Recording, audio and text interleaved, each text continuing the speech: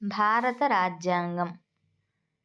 రాజ్యాంగ పరిషత్ ఏర్పాటును మొదటిసారిగా 1942లో ప్రతిపాదించింది క్రిప్స్ machine.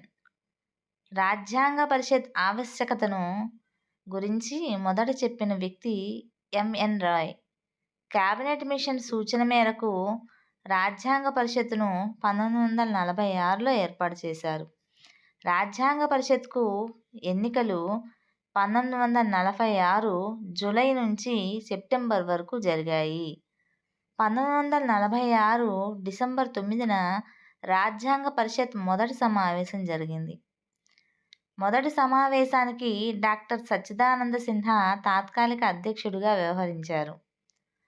1946 December 11న doctor Babu Rajendra Prasad రాజ్యాంగ పరిషత్కు శాశ్వత అధ్యక్షుడిగా ఎన్నికయ్యారు.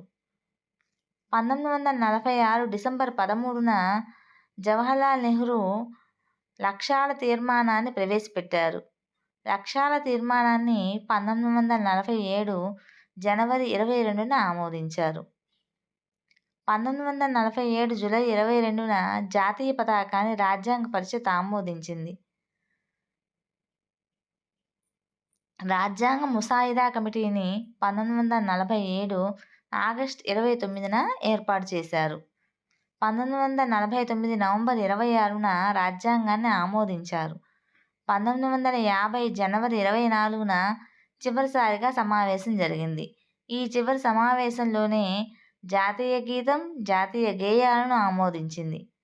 1950 జనవరి 26న భారత రాజ్యాంగం అమలులోకి వచ్చింది. రాజ్యాంగ పరిషత్ ఎన్నికల్లో జనాభా ప్రాతిపదికన రాష్ట్రాలు, సంస్థానాలకు ప్రాతినిధ్యం కల్పించారు. రాష్ట్రాలు విధానసభల సభ్యులు ఓటు బదిలీ అనే పద్ధతి ద్వారా తమ ప్రతినిధులను ఎన్నుకున్నారు.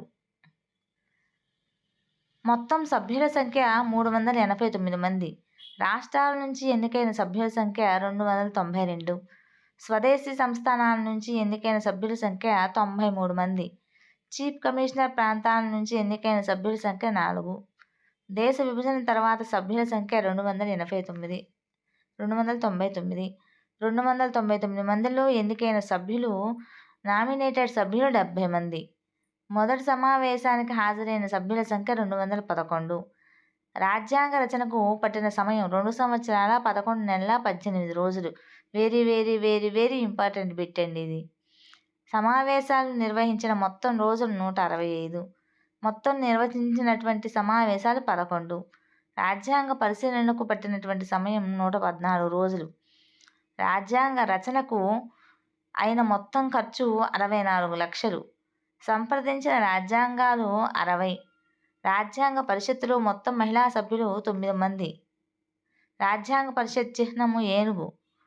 మౌలిక రాజ్యాంగంలో 395 ప్రకరణలు, 22 భాగాలు, 8 షెడ్యూళ్లు ఉన్నాయి. ప్రస్తుత రాజ్యాంగంలో 462 ప్రకరణలు, 25 భాగాలు, 12 షెడ్యూళ్లు ఉన్నాయి.